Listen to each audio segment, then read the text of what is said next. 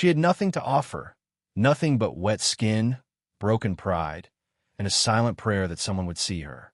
Sonia stood under the Oshidi Bridge like a forgotten echo. The rain had just stopped, but the dripping hadn't. Cold water leaked from the bridge above, splashing on the dirty concrete like tears falling from a tired sky. Her ash-colored gown clung to her soaked skin. Her hair stuck to her cheeks. Her feet were bare. Her pride? Somewhere in the mud. A yellow Danfo bus honked as it swerved nearby. Kiki riders shouted prices. Life rushed past. No one slowed down. No one saw her. Every few seconds, she whispered, "Please, just a jacket," but nobody listened. Or worse, they heard her and kept walking. A man in a fitted shirt, holding his phone, walked past. She reached out. "Please, sir, just your jacket." He didn't break his stride. She turned to another man, well-dressed, holding an umbrella. "Please, anything. I'm freezing." He glanced down at her gown, at her wet hair and shaking hands, then looked away sharply. "I don't have time for drama," he said and walked off. Drama? Is that what they thought pain looked like? A couple walked by, sharing a small umbrella. She tried one last time.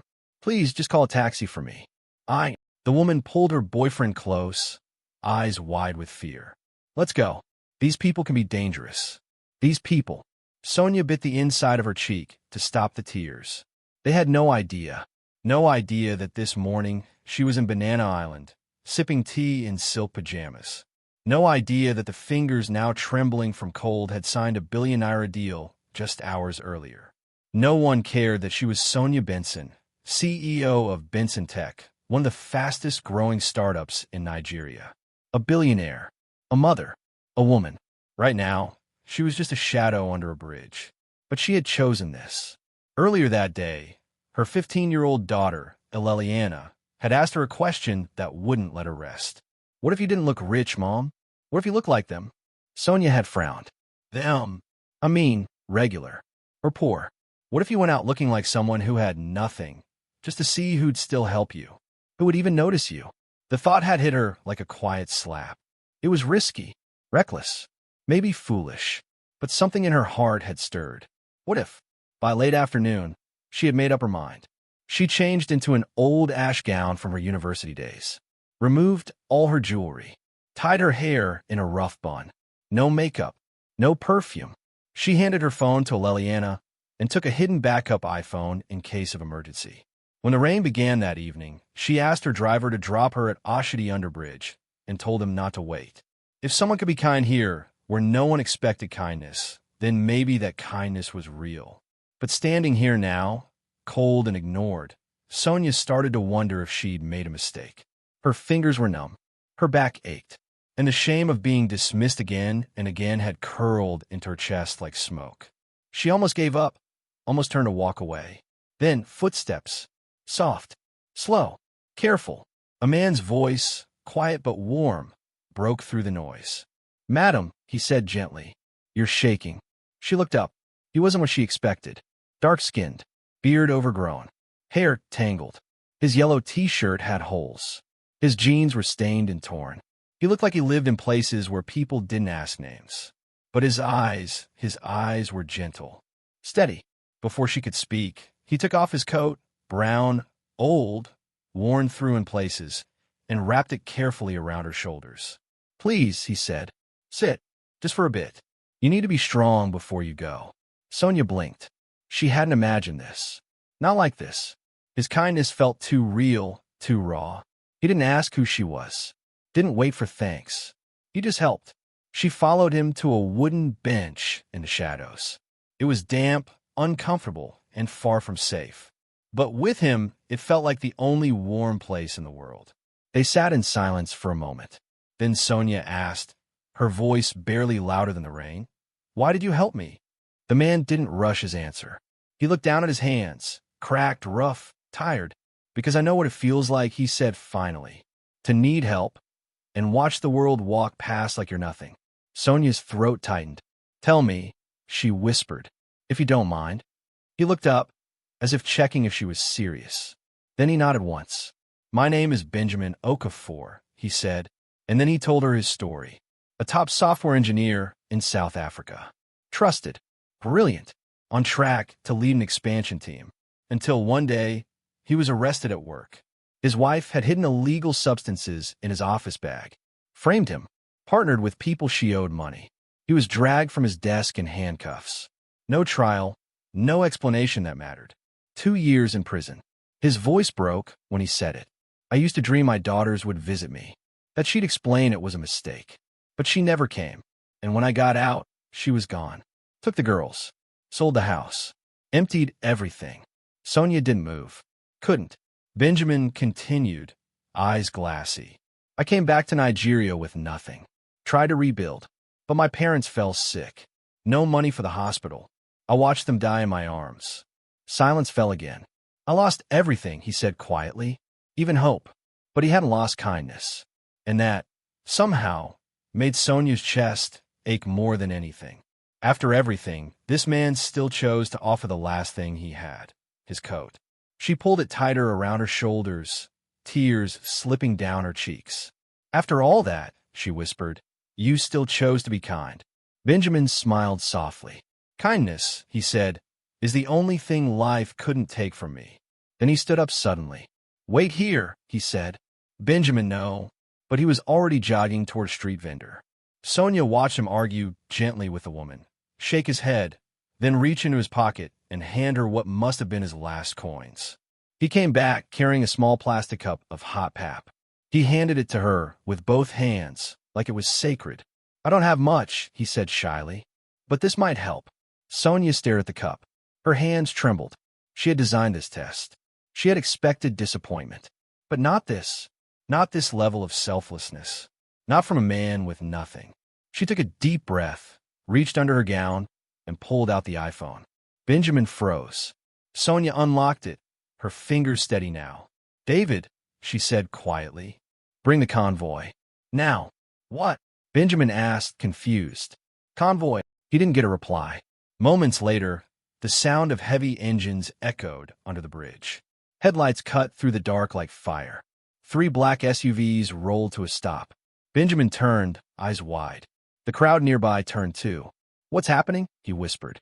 Sonia stood slowly, still soaked, still shaking. But something in her was steel now. My name, she said softly, is Sonia Benson. He stared. Benson? As in? Yes, she nodded. The CEO of Benson Tech. People gasped. Someone shouted. Benjamin looked down at his clothes, then at her. I don't understand. You weren't meant to, she said gently. Then she took his hand, and together, torn gown, muddy jeans, and all, they stepped into the back of the Billionaire's SUV. Behind them, 100 questions buzzed like flies in the night. But only one mattered. Who exactly was this woman? The SUV doors shut with a quiet thump, sealing them inside a different world. Benjamin sat stiffly in the plush leather seat, his back barely touching the cushion. The silence inside the car was thick, so thick it made his breathing feel too loud. Across from him, Sonia leaned back, still wearing his coat, still soaked but calm now. At peace. Benjamin wasn't. Sonia, he began, then stopped. His voice cracked from too many swallowed questions. She turned her head, met his eyes, and gave him a soft smile. You weren't supposed to understand. Not yet. He stared at her like she might vanish any moment. Are you telling me that all of this whole thing, it was planned? She hesitated, then nodded. I needed to see something, she said quietly. Something real. He frowned. You mean this was a test? For me. Sonia didn't answer right away. Outside, the night dripped past the tinted glass windows. Legos glowed and buzzed beyond, but in here, it felt like time had paused. Not just for you, she finally said. For me too. Benjamin said nothing. His hands were still dirty. His shirt still clung to him like wet paper. He didn't belong in this car. He didn't belong next to her. And yet here he was. Sonia continued, voice low. I've been surrounded by men who wanted my name, my company, my money. None of them knew how I cried at night. None of them cared. Her fingers tapped slowly against the door, like she was keeping a rhythm to stay grounded. My daughter, Liliana, she gave me the idea. Pretend to be poor, she said. See who helps you then. Benjamin finally let out a long breath. So, I passed. She turned to him again, this time with something deeper in her gaze. You didn't just pass, she said softly. You reminded me what humanity looks like. He blinked, overwhelmed. Sonia, I didn't do anything special. You were cold. Anyone would have helped. Her eyes sharpened. No, that's not true. She leaned in slightly. I stood under that bridge for almost an hour. People walked by like I was trash. One man told me he didn't have time for drama. A woman pulled her boyfriend away like I was going to attack him. Benjamin looked away, ashamed on behalf of strangers. You, she said, were the only one who saw me. Really saw me. He swallowed hard. The weight of it all pressed against his ribs. They arrived at her estate in Banana Island like a scene from a dream. The gates opened silently. Inside, the driveway curved through palm trees and trimmed lawns lit by soft golden lights. The mansion rose ahead, grand and glowing. Benjamin's mouth hung slightly open. He looked like a man watching a fantasy from the outside. I can't go in, he whispered. Look at me. Sonia looked. I am. I don't belong here. She turned to face him. And you didn't belong under a bridge either. So come inside. She stepped out first. Guard bowed. The air smelled of lavender and money. Benjamin hesitated. But then she reached for his hand, again, and that simple touch was enough. His feet moved. Inside, the marble floors reflected soft light from a chandelier the size of a small car. Everything gleamed, glass, gold, white stone. It should have made him feel smaller. Somehow it didn't. A girl in pajamas came running down the stairs. Mom! She stopped halfway, eyes landing on Benjamin. Who is? This is Benjamin, Sonia said, smiling. He helped me tonight. Liliana stared. Then, slowly, a soft smile grew on her face. You helped my mom? Benjamin nodded shyly. I guess I did. Thank you, she said simply, then turned and walked off like it was the most natural thing in the world. Sonia turned to the guard. Prepare a shower for him. And clothes. He'll stay the night. Benjamin panicked. I can't stay here. Yes, Sonia said firmly. You can, and you will. He didn't argue again. An hour later, when he stepped out of the guest bathroom, even he had a pause. His beard was trimmed. His hair was cut. He wore clean gray trousers and a crisp white shirt. He looked like someone else. Sonia was waiting outside. Her breath caught for a second. You look incredible. Benjamin chuckled nervously. I don't recognize myself. They joined Liliana in the living room for dinner. 3 simple plates. Warm jollof rice. Grilled fish. No fancy platters. Just home. Benjamin hesitated before sitting. Liliana grinned. You kind of look like someone who works in tech. He glanced at Sonia, unsure if he should respond. Tell her, she said gently. Benjamin cleared his throat. I used to. A long time ago. Where? South Africa. EG Tech. I was on their software team. Liliana's eyes widened. Wait, the one with the global cyber tools. Benjamin nodded. That one. She looked impressed. That's serious. Sonia smiled to herself. She had seen the moment shift. Something in Benjamin stood taller now, even if he didn't notice it. When dinner ended, Liliana hugged her mom good night and turned to Benjamin. Good night, Daddy Ben. He froze, then smiled. Good night. Sonia walked with him to the guest room. As he stood at the door, she paused. Benjamin, she said softly, I want to ask you something. He looked up, nervous. Yes. She took a breath. Come with me to Benson tomorrow. He blinked. What? What? Because, she said with a hopeful smile, you deserve another chance. He stared at her, stunned. You're offering me a job? I'm offering you what you've earned. Benjamin couldn't speak. His voice had disappeared. Sonia smiled, reached out, and touched his hand gently. Sleep well, Benjamin. Then she left. And for the first time in years, he slept in peace. Not on a bench, not fearing the cold, but in a soft bed, in silence, under a roof that didn't leak. Still, he whispered into the dark, this can't be real. Benjamin woke up slowly, unsure at first where he was. The ceiling above him was high, painted cream, and lit by the soft gold glow of early morning sun. No noise, no traffic, no rain dripping onto his face. Just silence and warmth. He blinked a few times, then sat up, touching the thick duvet like it was a dream he didn't want to end. God, he whispered. Why me? A soft knock came at the door. He sat up straighter, heart racing. Yes. Sonia's voice came through gently. Benjamin? You awake? He scrambled out of bed. Yes. Yes, Ma. I mean Sonia. She pushed the door open and stepped in, dressed in a navy blouse and tailored black trousers. Simple, elegant, quiet power. She smiled when she saw him. Good morning. Morning, he said, rubbing the back of his neck awkwardly. I slept. Really slept. I'm glad, she said, holding out a set of neatly pressed clothes. Get dressed. We're going to Benson. His hand paused mid-reach. Are you sure? Sonia's eyes softened. You're not forcing your way in, Benjamin. You're walking into the life you were always meant for. He stared at her, and for the first time, he believed that might be true. The convoy left Banana Island smoothly, its black SUVs gliding down lecky roads like shadows. Benjamin sat beside Sonia, silent, trying to calm the storm inside him.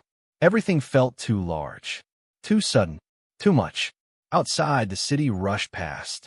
Markets, billboards, honking, life. But inside the SUV, it was just her voice, directing her assistant over speakerphone, calmly managing teams and meetings. And every few minutes, she looked at him, not as a burden, not as someone she was saving, but as an equal. When the convoy turned onto the street where Benson Tech stood, Benjamin froze. The building shimmered in the sun, all glass, tall and sleek, with chrome beams and palm trees flanking the entrance. It looked like the future. This place, he whispered. It's like something from a dream. Sonia smiled, proud. Welcome to my world. Maybe a new one, too. He turned to her. What if people judge me? For how I look? She took his hand. I run this company, Benjamin. They'll respect the man I bring in. For a second, the noise of the city disappeared. He nodded slowly.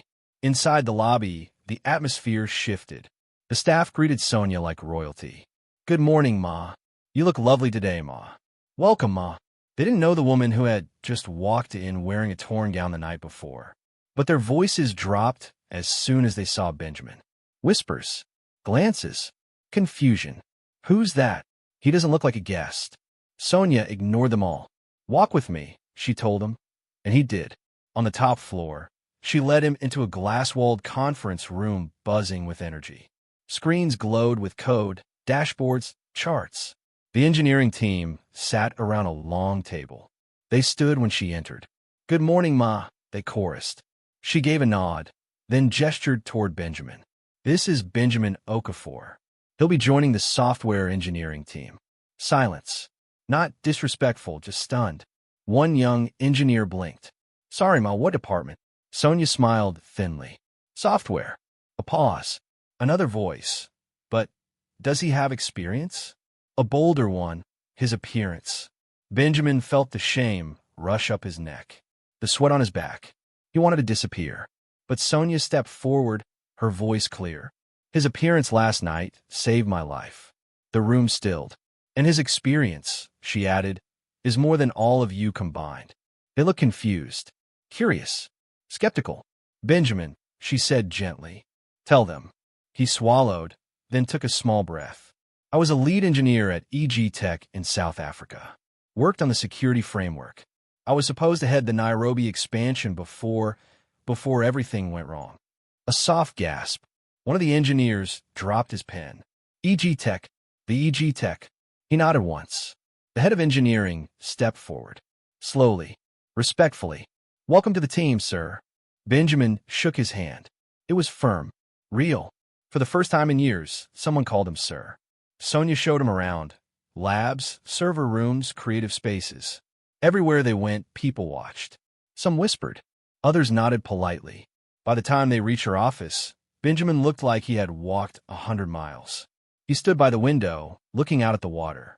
Sonia, he said softly, why are you doing this for me? She walked up beside him, her voice low. Because you reminded me of who I am. And because you helped me when no one else did. I didn't do it for anything in return, he said. I know, she said. That's what makes it matter. Then, a knock at the door. Her assistant stepped in, face pale. Ma. You need to see this. Sonia turned. What is it? He held up a tablet. It's about Benjamin. They both frowned. Benjamin stepped closer. What happened? The assistant turned the screen toward them. A video. A grainy clip, taken from across the road. There was Sonia, hunched under the bridge, shivering. There was Benjamin, gently removing his coat, wrapping it around her shoulders. His voice, please sit. You need to be strong before you go. Then, the convoy arriving. The crowd gasping. Someone whispering, she's a billionaire. That man helped a billionaire. Sonia's heart dropped. The video had over 3 million views. The comments were exploding. God bless this man. True kindness still exists. Make this into a movie. This is a movie. He helped her with nothing to gain. Respect. Benjamin stepped back, frozen, his face drained of color. I didn't want this, he whispered. I didn't want anyone to see. Sonia grabbed his hands, steadying him. Benjamin, breathe. I didn't do it for likes. Or cameras. I didn't even know. She held his hands tighter. No one is twisting the story. They're celebrating you. But I don't want attention. I don't want. His voice broke. What if they think I used you? She stepped closer. Then they don't know me, she said firmly. And they definitely don't know you. Benjamin blinked hard. Sonia's voice softened. Don't look at the noise, Benjamin. Look at me. And he did. And suddenly, the chaos of the world outside that office disappeared. The clicks, the comments, the views, none of it mattered. Only her. Only this moment. You didn't help a billionaire, she whispered.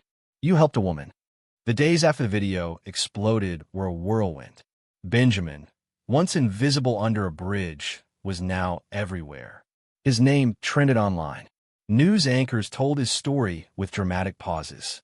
Headlines read, Homeless man saves billionaire CO, a modern-day fairy tale, and kindness under a bridge. Influencers reposted the video with hashtags like hashtag real men still exist and hashtag from bridge to boardroom. It should have been exciting, and in some ways it was. But to Benjamin, it was overwhelming. He hadn't asked for attention. He hadn't planned for interviews. He definitely hadn't imagined himself becoming a symbol. So, he did the only thing that made sense. He focused on work. At Benson Tech, he arrived early, left late, and, in between, did the kind of work that reminded people why brilliance sometimes hides in quiet places. He fixed bugs others couldn't solve. He built new back-end security protocols in days. He rewrote large sections of code with clean, elegant logic. One senior engineer stared at a line Benjamin had written and muttered, "This is genius." The head of engineering said, "We've been missing a mind like this." And Sonia? She saw it all. She watched the quiet man she had met under a bridge become the force her company never knew it needed. But it wasn't just about code. Benjamin walked through the office with humility, greeting janitors by name, sharing lunch with interns, leaving encouraging sticky notes on screens that read things like, "You're closer than you think. One bug doesn't break a mind. Keep going. You're doing better than yesterday." The whispers about his past began to fade. The respect didn't. Inside the mansion, life settled into a soft rhythm. He had his own room, but the distance between him and Sonia slowly closed. Morning started with shared tea on the balcony. Evenings ended with slow walks through the garden. Sometimes, he'd help Leliana with her coding homework. Other times, Sonia would sit beside him while he worked, both silent, both content. One quiet evening, she noticed he'd started journaling. "What are you writing?" she asked. He looked up, surprised. "Memories. I forgot too many before. I don't want to forget again." Sonia smiled. "You won't. Not anymore." Then came the moment that shook everything. It was a Saturday. Warm breeze, soft sky. Benjamin was in the backyard with Leliana, planting herbs in small ceramic pots. Sonia was on a video call with her marketing team when the intercom buzzed. The guard's voice was tense. "Ma, there's a woman at the gate. Says she's here to see Mr. Benjamin."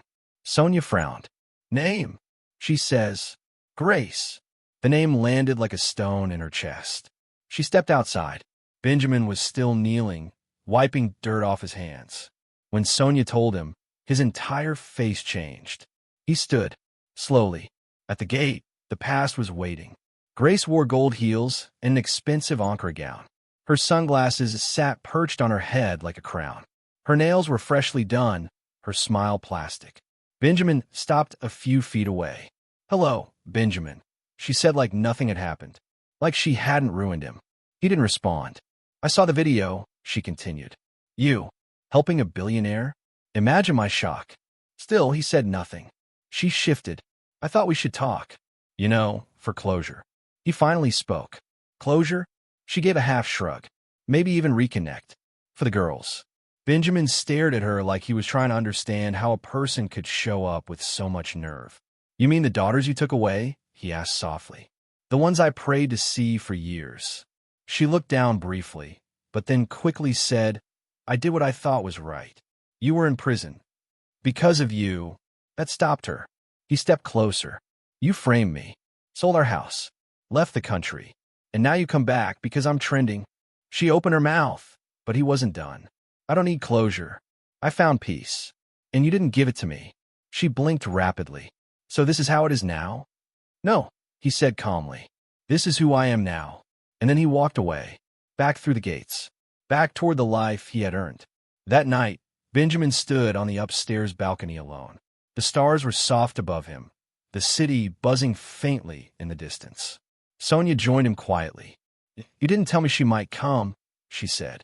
"I didn't think she would. You were strong." He gave a tired smile. "No, just finally done being weak." She nodded, then added gently, "I'm proud of you." He turned to her, and for a long moment, neither of them spoke. The silence was full, warm. Finally, Benjamin said, "You saved my life." Sonia's eyes shimmered. "You saved mine first." Then, unexpectedly, he reached into his pocket and pulled out something small. A folded photo, worn, creased. Two little girls, both smiling, standing between a younger, prouder Benjamin and a woman he no longer recognized. "My daughters," he whispered. Sonia took the photo, studied it. "They're beautiful. They were my reason. For everything. I hope one day they'll understand what really happened." She handed the photo back carefully. "They will," she said. "And when they come back, they'll be proud of the man their father still is." Later that night, Sonia stood outside his door, heart racing. She knocked. He opened it before she could lower her hand. Neither of them said anything. She stepped in. He stepped back. And in that moment, after all the silence, the stories, the storms, they didn't need to speak. They just stood there until she reached out and took his hand. And he didn't let go. The sun climbed gently over Lagos, stretching pale gold across the rooftops and filtering through the tall windows of Sonia's mansion. Inside, the house stirred softly. Footsteps on marble, the hush of a distant kettle, birdsong slipping past the curtains. In the guest room, Benjamin lay still, eyes open, watching the morning light dance across the ceiling. For a long time, he didn't move. The silence wasn't heavy anymore. It was full. Not long ago, he would have woken under the bridge, curled on a wooden bench with his coat wrapped tight, heart beating fast at every noise. Fear was a familiar guest then. Fear of cold, fear of loss, fear of not waking at all. But now, there was only warmth. He turned his head slowly. Folded clothes lay neatly on the chair. A fresh shirt, clean trousers, polished shoes. It still felt unreal, like borrowed peace. A soft knock broke the stillness. "Benjamin," Sonia's voice, gentle, awake. He sat up quickly. "Yes, I'm here." She stepped in, holding 2 cups of tea. She had tied her hair into a low knot, wore a simple white blouse and navy pants. She looked calm, grounded. The woman the world saw. But now, he knew the heart beneath the strength. He took the tea with both hands. "Sleep well?" she asked. He nodded. "I slept in a real bed. That still feels like a miracle." Sonia smiled, then leaned against the doorframe. "You've been here for weeks now. How does it feel?" He paused, thinking. "Like I'm waking up from a long coma. Like I've been underwater for years, and now I'm breathing again." She watched him quietly. "I want to show you something," she said after a moment. Downstairs, she led him into her study. On the table lay a folder. Clean, formal, his name printed clearly on the top. He opened it slowly. Benjamin Okafor, head of cybersecurity operations, Benson Technologies. His breath caught. "Sonia." "I've been holding it," she said. Waiting for the moment you felt ready. You've earned more than just a job. You've earned a place in this company, in this family, in this life. He stared at the page, then picked up the pen beside it and signed his name slowly, one letter at a time. It felt like closing a wound. Later that morning, Sonia gathered the company in the glass atrium. The staff stood in clusters, murmuring as they waited. Sonia stepped forward. Beside her stood Benjamin. This man, she said, her voice steady, was once a stranger to us. A face many of us might have walked past. But in the darkest moment of my life, he chose kindness. No reward, no recognition, just kindness. She paused. And now, that same man has become the mind and heart behind our future. He didn't just save me. He's saving our systems, our structure, our culture. Applause broke out, loud, sincere. Benjamin stood still, heart thudding. He nodded once, trying not to show how deeply the moment moved him. In the days that followed, he stepped fully into his new role. He led audits, built a new security framework, rewrote legacy code, mentored new hires, brought order to digital chaos. And with every passing week, people stopped whispering, "That's the man from the video." They started saying, "That's Mr. Okafor. He leads cyber. He helped me debug something I couldn't fix for months." But what mattered most wasn't work. It was the life taking shape outside the office. Evenings with Sonia, cooking simple meals and dancing barefoot in the kitchen. Late-night tea under the garden lights. Long conversations with Leliana, who now introduced him to her friends as my dad. And sometimes, when no one else was watching, Sonia would rest her head on his shoulder, and he'd think, this is what healing looks like. One weekend, Sonia found him on the balcony with an old photo. Two little girls, one in a red dress, the other with missing front teeth. Both smiling between a younger Benjamin and Grace, back when things still looked whole. Sonia sat beside him. "Do you want to find them?" "I don't know if they'd want me," he said softly. "They might hate me for disappearing, for not fighting harder." Sonia took his hand. "When they're ready, they'll find you, and they'll see the man you are now, not the man they lost." He looked at her, eyes full. "Thank you for believing in me before I remembered how." She smiled. "You didn't forget. You just needed someone to see past the dirt." Then, on a soft December evening, under the mango tree wrapped in string lights, Benjamin dropped to one knee. No crowd, no speechwriters, just him, trembling slightly, holding out a velvet box with shaking hands. "Sonia," he said, voice low, "I don't have gold to offer. No castles, no promises I haven't broken before. But I have my heart, my breath, my every day from here on. And I want to spend it loving the woman who pulled me from the shadows."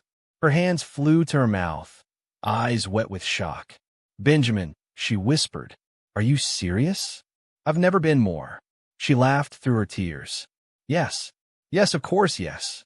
They embraced, wrapped in light, in warmth, in something too big for words. The wedding was beautiful, not loud, not luxurious for show, elegant, honest. A garden full of flowers, music that felt like memory, guests who cried when Benjamin said, "I met her as a stranger in the dark, but she saw me, and that light led me home." They danced barefoot beneath the stars. Time passed. Leliana got accepted into aviation school. Sonia and Benjamin cried when she boarded her first flight solo. 3 years later, she walked across the graduation stage in her pilot uniform and shouted, "Mom, Dad." Benjamin choked on his breath. Sonia reached for his hand, as she always did. Then came James, a kind, brilliant chemical engineer. He loved Leliana with a gentle steadiness that reminded Sonia of Benjamin. At the wedding, both of them walked her down the aisle, hand in hand. Benjamin leaned in. "Kindness brought me to you, and now it brought us here." Sonia nodded, eyes misty, "And we'll keep passing it forward."